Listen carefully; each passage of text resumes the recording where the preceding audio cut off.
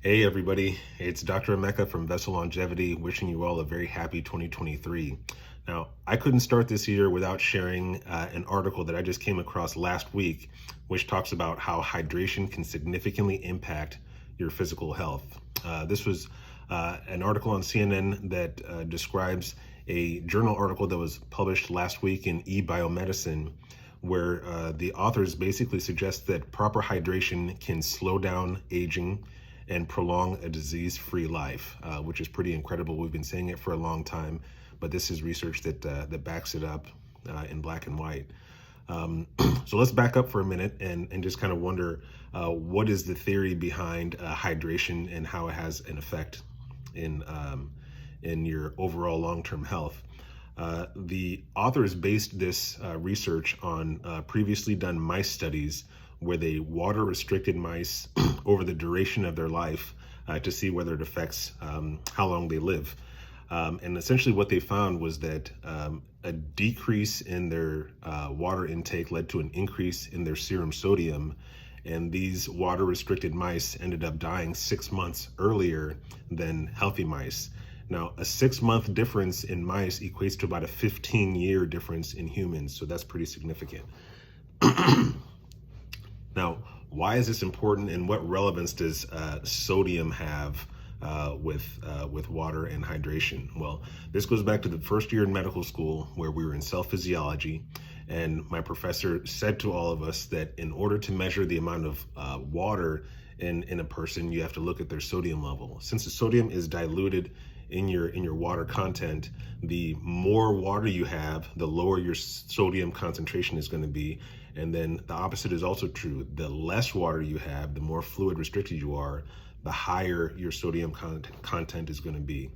Now, if you look on your normal blood work, a chemistry panel, serum sodium in humans usually ranges from about 136 to 145. That's the normal lab range. But the results of this study show that what's normal on lab work is not actually optimal in humans. So I'm just going to review this article real quick. If you want to read the article yourself, there's going to be a link to it on our link tree in the bio of our Instagram page, which is Vessel Longevity _ATX. So you can read more details about this.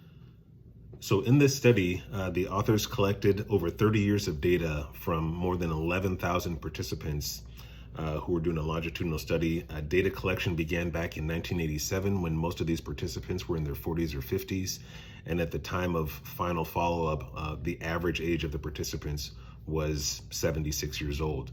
Now, what they found was that people whose serum sodium levels were at the higher end of the normal range, which is typically, like I said, 135 to 146, people whose serum sodium levels were in the higher end of that normal range had worse health outcomes than people whose sodium levels were in the lower range. To break this down a little bit more, adults with sodium levels above 142 had a 10 to 15% higher chance of being biologically older than their chronological age compared to people whose sodium levels were between 137 and 142.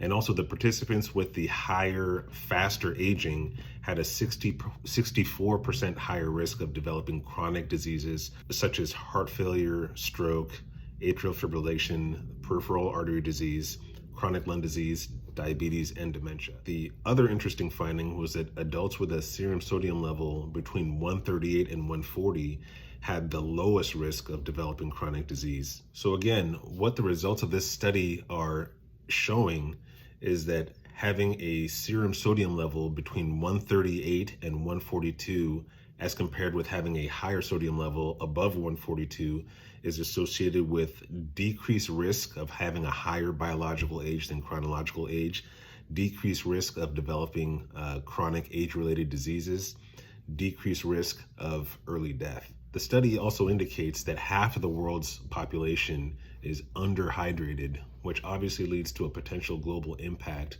in the occurrence of age-related chronic diseases. In terms of recommendations for fluid intake, the National Academy of Medicine recommends that women consume about 91 ounces of water a day, which is about 3/4 of a gallon, when you combine that with fluid intake versus the water intake from foods, that's averages out to about 9 cups of water a day. The recommendation for men and their water consumption is about 125 ounces a day, which is pretty close to a gallon. Again, comparing fluid intake to food intake, that's on an average 12 and a half cups of water per day. So that is a quick synopsis of this article. If you want to read more about it, check out our Instagram bio to read the full article.